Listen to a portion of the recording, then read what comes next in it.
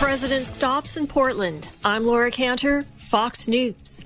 President Biden boosting the Inflation Reduction Act in Portland, Oregon Saturday, discussing its benefits for seniors in terms of lowering prescription drug costs. We pay more for our prescription drugs than any other nation in the world. And by the way, it's the same exact drug, not just a drug, but the same manufacturer.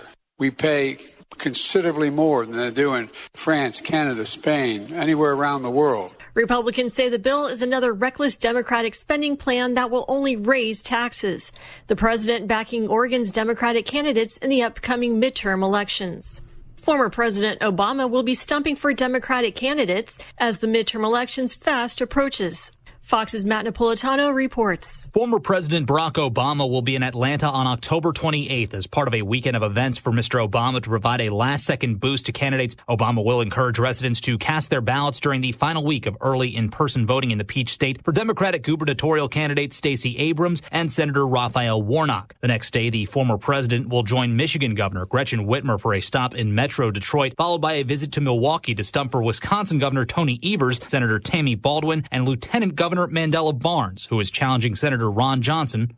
The Biden administration placing a limit on the number of Venezuelans who are allowed to enter the U.S. The Venezuelans are escaping from their socialist regime. Venezuelans have been particularly desperate to make it into the U.S. due to a state of absolute political crisis at home. So they were caught off guard by the Biden administration announcing that a large-scale border enforcement operation is suddenly being implemented, expelling Venezuelans specifically to Mexico, where they must apply for a parole program. That's Fox's Alexandria Hoff. America is listening to Fox News.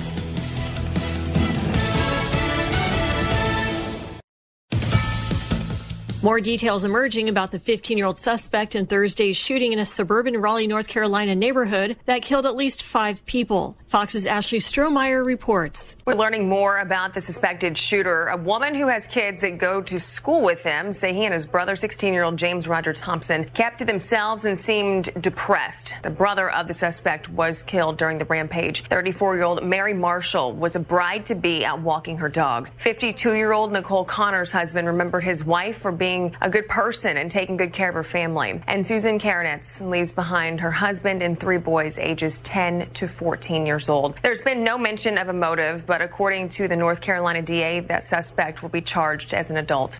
Saudi Arabia's government says the White House requested them to wait a month before delaying their cut in oil production. Fox's Jackie Heinrich has the details. We got a pretty rare look inside the diplomatic efforts from this White House to stop OPEC Plus from moving forward with oil production cuts, but it didn't come out because the administration wanted it to. After days of U.S. officials painting the cuts as siding with Russia in the war, the Saudis shot back in a lengthy statement, also revealing the White House asked them to delay the cuts for a month, suggesting the president wanted to pass off bad news until after the midterms. U.S. officials strongly denied that, saying they presented data showing the cuts are unnecessary and, to the contrary, would actually hurt markets, and asked OPEC Plus to delay any decision just until their next meeting. White House National Security Council spokesman John Kirby says they told Saudi Arabia that lowering production would have a negative effect on the market.